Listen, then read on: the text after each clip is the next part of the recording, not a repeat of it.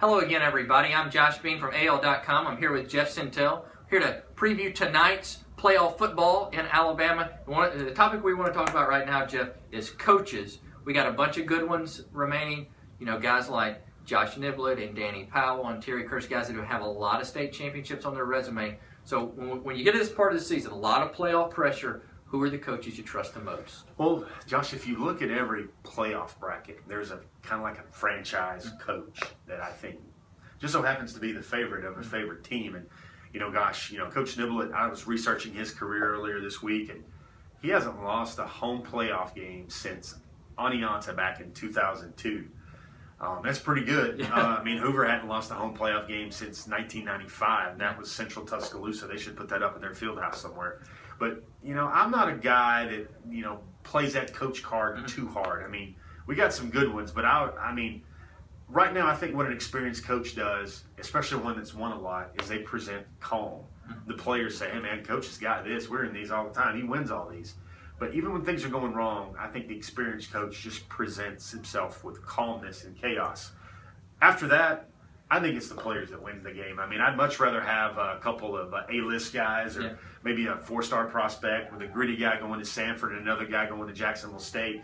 I'd rather have the players than the experienced coaching staff. Well, I'll tell you, at this point in the year, I think coaching really matters. I think you're right that teams take on the personality of their coach, and when you have that, when you're calm and you exude that confidence, I think your team plays like that. Yeah. But when I see, like, for instance, a guy like Terry Curtis at UMS Wright, who has been there and done that, he's been coaching for all these years, there's not a situation that he has not encountered. And that's not to minimize the experience factor of other coaches. I just think that when you have a guy like that who's just been there so many times, the pressure doesn't get to them. The guy that I like the most at this time of year is Danny Powell at Jackson.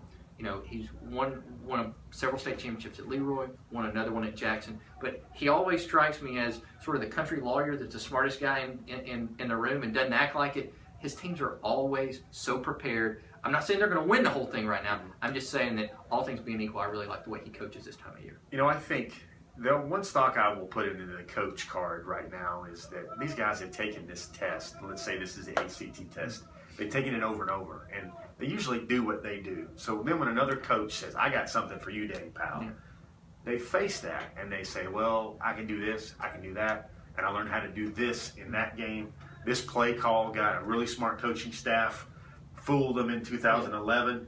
I'm going to go back to that. That's the body of work and that experience. I think that's where that, play sheet stuff, adjustment stuff, I think that's where coaching makes sense. That's a good example of something Terry Curtis, I joke that he's such a good play caller because he runs something in week 6 to show it to you because, the counter to that he wants to use, he's not going to use until week 12. Yeah. I think that everybody has to use their strengths and weaknesses. Josh Niblett seems like a guy who really is such a great motivator. His guys are always just chomping at the bit to play every week despite all that success. They do, and he just puts a new carrot in front of them every year. Like, this Hoover team has never done this. I'm sure Coach maybe will say at some point this year, if he hasn't already, that, we're not going to win 3 in a row. No Hoover team never did that. Mm-hmm. But then we're going to be the first Hoover team that was 0-2 and came back and won a state title.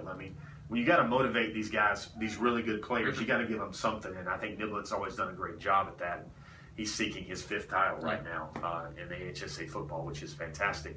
And I also look at, here's the main thing is, like, you sit there and we talk about coaches, but normally really good coaches have some really seasoned lieutenants. Right. They have. It's not one guy. It's a whole staff, really. Yeah, that's what you do. You have a lieutenant, you have a drill sergeant, you have another guy that knows the defense as well as you know the offense, or vice versa.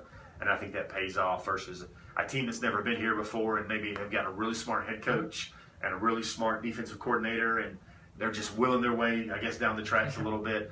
That's where I think the seasoned, experienced staff pays off. Well, we'll see what happens. Only a handful of coaches have ever won 5 state championships. Danny Powell and Terry Curtis are among those. You mentioned Josh Niblett has won 4. We'll see if any of those guys can add another one to their resume this year in the playoffs. We'll see what happens in tonight's games. You can follow all of our coverage at AL.com or AL.com/highschool. Thanks for watching.